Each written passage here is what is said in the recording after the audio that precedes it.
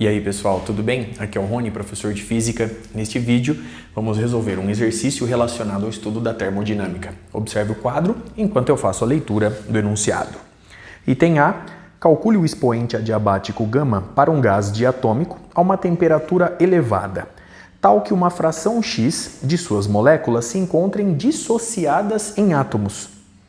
Verifique que o resultado se reduz aos casos limites esperados quando não há dissociação e quando a dissociação é total. Item B. Se o valor observado é γ igual a 1,5, qual é a porcentagem de dissociação x? Para resolver o exercício, eu vou começar calculando a energia interna do sistema gasoso em questão. Para fazer isso, eu vou recorrer à seguinte expressão. A energia interna U do sistema em questão é igual a quantidade de matéria em mols do gás de moléculas existente vezes a capacidade térmica molar a volume constante das moléculas que compõem o gás vezes a temperatura T. E vou somar com a contribuição dada ao gás de átomos, que surge devido a essa dissociação. Portanto, aqui nós temos a quantidade de matéria em mols desse gás de átomos existente, vezes a capacidade térmica molar a volume constante do gás de átomos em questão, vezes a temperatura T. Sendo assim, a energia interna U fica dada pela quantidade de matéria em mols do gás de moléculas, vezes. Se tratando de uma molécula diatômica, conforme vimos em vídeos anteriores, essa capacidade térmica molar é 5R sobre 2, em que R é a constante real dos gases perfeitos, vezes a temperatura T, mais a quantidade de matéria em mols do gás de átomos existente, vezes. Agora, nós estamos tratando de átomos, ou seja, de bolas de bilhar microscópicas rígidas. Nesse caso, conforme vimos em vídeos anteriores, a capacidade térmica molar a volume constante é 3R sobre 2. Tudo isso multiplicando a temperatura T. Muito bem? Observe até então a expressão obtida. Agora, eu vou escrever essa energia interna U como sendo a quantidade de matéria em mols total vezes a capacidade térmica molar a volume constante desse sistema gasoso vezes a temperatura T. E isso é igual a Nm vezes 5R sobre 2 vezes T mais Na vezes 3R sobre 2 vezes T. Simplificando a temperatura T e sabendo que a quantidade de mols total é igual a Nm mais Na, a gente obtém a seguinte igualdade. Então, simplificando a temperatura T, a capacidade térmica molar a volume constante desse sistema gasoso é. Então, nós temos Nm vezes 5R sobre o dobro de N, em que N é dado pela soma que eu ilustro no quadro, mais, então agora nós temos Na vezes 3R sobre 2 que multiplica N. Mais uma vez eu vou substituir N pela soma em questão.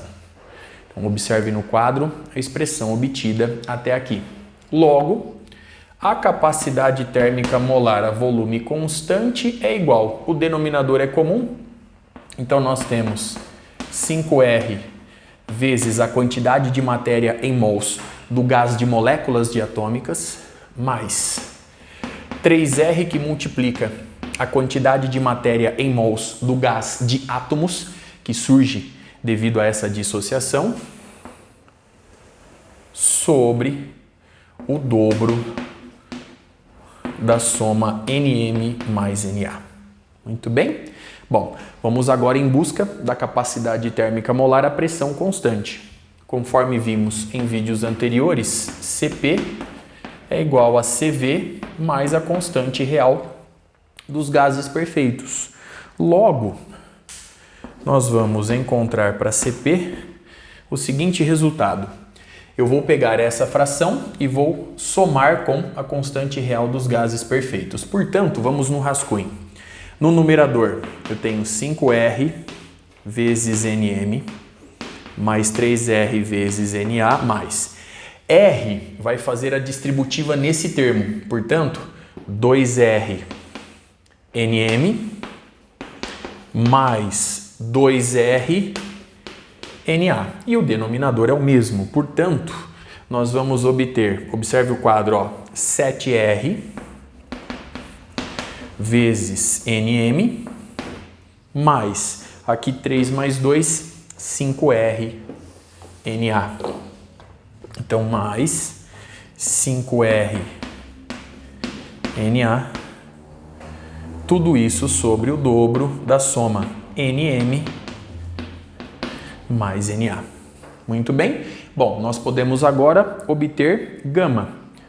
Fazendo a razão Cp sobre Cv, eu vou simplificar o denominador e com isso a gente obtém 7R vezes Nm mais 5R vezes Na sobre 5R vezes Nm mais 3RNA.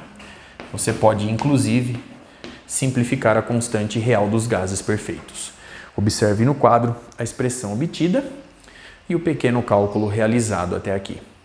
Vamos agora em busca de uma expressão de Nm e Na que se relaciona com essa fração dissociada. Bom, nós sabemos que a quantidade de matéria em mols, de forma geral, é igual ao número de moléculas sobre a constante de Avogadro. Sendo assim, construindo a quantidade de matéria em mols do gás de moléculas existente, eu vou escrever da seguinte forma. Vamos supor que N é o número total de moléculas sem o processo de dissociação. Então, o número total de moléculas é N. Eu vou subtrair a quantidade que foi dissociada. A quantidade que foi dissociada é essa fração x vezes o valor total. Tudo isso sobre a constante de Avogadro. Com isso, a gente obtém uma expressão para Nm. Vamos agora em busca da quantidade de matéria em mols do gás de átomos que surge devido a essa dissociação. Então, vamos lá. Aqui eu vou colocar o número de átomos existente. O número de átomos existente é igual a x vezes n, pois x vezes n me dá a fração de moléculas que foram dissociadas. Como cada molécula diatômica dissociada gera 2 átomos, eu multiplico por 2 e divido pela constante de Avogadro. Levando esses dois resultados na expressão de gama, já simplificando R, nós vamos obter. Então, continuando aqui, gama é igual. Perceba que este termo vai ser dividido por N0, este termo por N0 e aqui embaixo também. Portanto, eu já vou simplificar o N0, além do R. Portanto, nós vamos obter 7 multiplicando Nm. Então, nós temos N menos x vezes N. Já simplifiquei o N0. Mais 5 que multiplica o Na, que é 2xn. Muito bem? Tudo isso sobre. Agora nós temos 5 vezes Nm. Lembre-se que eu simplifiquei N0. Então, N menos xn. Mais 3 vezes Na. Então, mais 3 vezes 2xn. Eu posso simplificar agora n e com isso a gente obtém que gama é igual a 7 vezes 1, 7 menos 7x. Então, 7 menos 7x. Aqui nós temos mais 10x. Tudo isso sobre 5 menos 5x. Lembre-se que eu estou simplificando n. Mais 6x. Consequentemente, vemos que gama é igual, então nós temos agora 7 mais 3x, 7 mais 3x sobre 5 mais x. Observe no quadro, portanto, o resultado obtido e o cálculo realizado até aqui. Vamos agora finalizar o item A verificando o seguinte. Verifique que o resultado se reduz aos casos limites esperados quando não há dissociação e quando a dissociação é total. Então, quando não há dissociação, nós vamos encontrar apenas moléculas diatômicas. Então, se x é igual a 0, gama é igual a 7/5, como era de se esperar no caso de moléculas diatômicas. Lembre-se que gama é o número de graus de liberdade mais 2 sobre o número de graus de liberdade. Portanto, considerando aqui uma molécula diatômica rígida, nós temos 5 graus de liberdade. Ela pode transladar com energia cinética média nos eixos x, y e z, e por ser diatômica, ela pode rotacionar em torno de 2 eixos, configurando 5 graus de liberdade. Portanto, 5 mais 2 sobre 5, 7/5. Muito bem? Agora, se a dissociação for completa, nós vamos observar apenas um gás de átomos dissociados. Portanto, se x é igual a 1, nós vamos encontrar 7 mais 3, 10, 10 dividido por 6, e, portanto, gama é igual a 5/3, como era de se esperar, porque agora nós temos um gás monoatômico. Se você comparar com F mais 2 sobre F, você vai ver que o resultado concorda pelo seguinte fato.